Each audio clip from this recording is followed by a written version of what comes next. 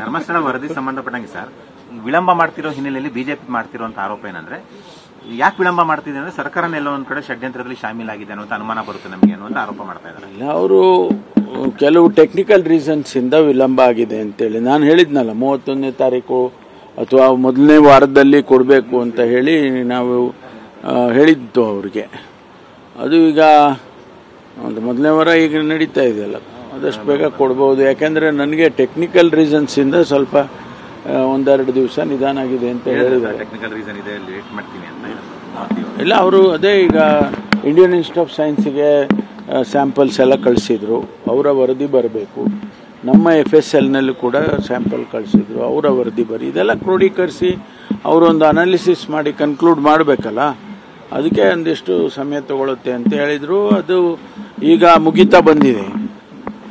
ಒಳ ಮೀಸಲಾತಿ ಸಂಬಂಧಪಟ್ಟಂತೆ ಇವತ್ತು ತೀರ್ಮಾನ ಆಗುತ್ತೆ ಸರ್?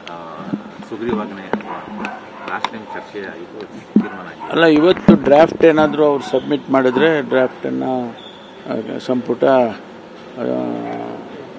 ತೀರ್ಮಾನ ಮಾಡ್ಬೋದು.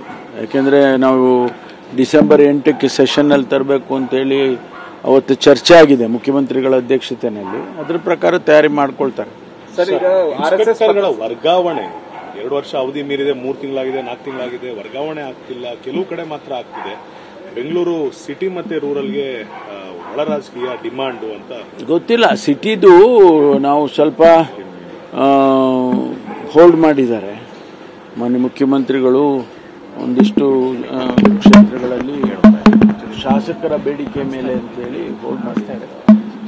ರೂರಲ್ದು ಎಲ್ಲ ಹೆಚ್ಚು ಕಡಿಮೆ ನಾನು ಮುಗಿಸಿದ್ದೇನೆ. ರೂರಲ್ ಅಂದರೆ ಇಡೀ ಸ್ಟೇಟ್ದು, ಬೆಂಗಳೂರನ್ನ ಹೊರತುಪಡಿಸಿ ಇಡೀ ಸ್ಟೇಟ್ದೆಲ್ಲ ಕಂಪ್ಲೀಟ್ ಮಾಡಿದ್ದೇವೆ. ಅದನ್ನು ಕೂಡ ಒಂದೆರಡು ದಿವಸದಲ್ಲಿ ಬೆಂಗಳೂರಿದ್ದು ಸಮಯ ಕೊಟ್ಟರೆ ಚೀಫ್ ಮಿನಿಸ್ಟರ್ ಮುಗಿಸ್ತೇವೆ. ಸರ್, ತುಮಕೂರು ಕಾಂಗ್ರೆಸ್ ಭವನಕ್ಕೆ ನಿಗದಿಯಾಗಿದ್ದ ಜಾಗದ ವಿರುದ್ಧ ಸ್ಟೇ ಬಂದಿದೆ ಈಗ ಅಂತ.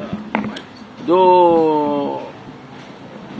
ಯಾರು ಕೋರ್ಟಿಗೆ ಹೋಗಿದ್ರು ಅವ್ರ ಹತ್ರ ಯಾವುದೇ ದಾಖಲಾತಿ ಇಲ್ಲ, ಅವ್ರಿಗೆ ಸಂಬಂಧಪಟ್ಟಿದ್ದು ಜಮೀನು ಅಂತೇಳಿ. ಅದನ್ನೇ ಕೇಳಿದ್ದಾರೆ, ನಿಮ್ಮ ಹತ್ರ ಏನಾದರೂ ದಾಖಲಾತಿ ಇದ್ರೆ ಕೊಡಿ, ಕೆಳಗಿನ ಕೋರ್ಟಿಗೆ ಹೋಗಿ ಸಬ್ಮಿಟ್ ಮಾಡಿ ಅಂತೇಳಿ ಹೈಕೋರ್ಟಲ್ಲಿ ಡೈರೆಕ್ಷನ್ಸ್ ಕೊಟ್ಟಿದ್ದಾರೆ.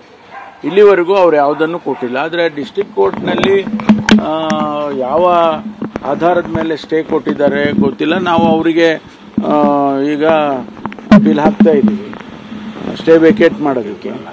ಸ್ಟೇ ವೇಕೇಟ್ ಮಾಡಿದ ಮೇಲೆ ನಮಗೇನು ಸರ್ಕಾರ ಮಂಜೂರು ಮಾಡಿದೆ ಅದರ ಪ್ರಕಾರ ನಾವು ಪ್ಲ್ಯಾನ್ ಮಾಡಿ ಬಿಲ್ಡಿಂಗ್ ಕಟ್ತೀವಿ.